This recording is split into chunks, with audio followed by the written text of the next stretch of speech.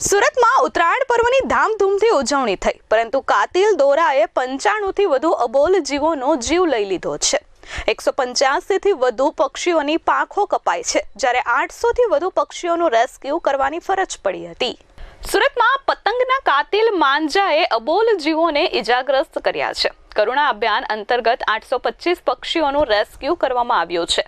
ઉત્તરાયણ પર્વમાં સુરતમાં 95 અબોલ પક્ષીઓએ જીવ ગુમાવ્યો છે। अलग अलग संस्थाओं द्वारा सूरत में अबोल जीवनी सुरक्षा माटे ऑपरेशन थिएटर शुरू कराया है। सूरतनी प्रेमाळ जीवदया संस्था द्वारा अत्यार सुधीमां 180 अबोल जीवोनुं रेस्क्यू करवामां आव्युं, जेमां 2 बगला, 2 कागड़ा अने अन्य कबूतरोनो समावेश थाय छे। 14 तारीख करता 15 तारीखे इजाग्रस्त पक्षीनी संख्यामां वधारो थई रह्यो छे અને મોટા ભાગના પક્ષીઓની પાંખ કપાવવાના કિસ્સાઓ સામે આવી રહ્યા છે। સેવાભાવી સંસ્થાના કાર્યકર્તાઓ અને ડોક્ટરો આખી રાત જાગતા રહ્યા હતા। ડોક્ટરોના કહેવા અનુસાર ચાઇના દોરીના કારણે પક્ષીઓ ઇજાગ્રસ્ત થતા હોવાના વધુ કેસ સામે આવ્યા છે।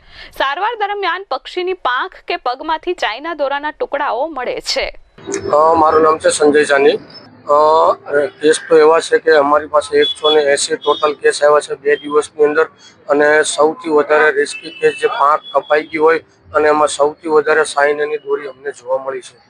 સૌથી વધારે કે તમે જોઈ શકો પાંખની અંદર સૌથી વધારે ડેમેજ હોય છે, કોઈનો પગ કપાઈ ગયો હોય છે તો કોઈને ગળાની અંદર ડેમેજ હોય છે।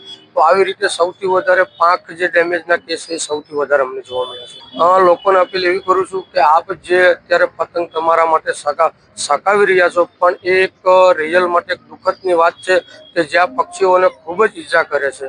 આ ઓપરેશન થિયેટર ઉપર અમે 66 કબૂતરનું ઓપરેશન કર્યું છે। એમાંથી 1 બગલો છે અને 1 કાગડો છે અને 1 સાપ આવેલો છે। સંસ્થા દ્વારા કેટલા કરાયા? ટોટલ સંસ્થા દ્વારા 180 કેસ અમે હેન્ડલ કર્યા છે। એમાં 2 કાગડા આવેલા છે, 2 બગલા આવેલા છે, 1 સાપ આવેલો છે અને બાકી બધા કબૂતર જ છે। Bureau report S24 news, Surat.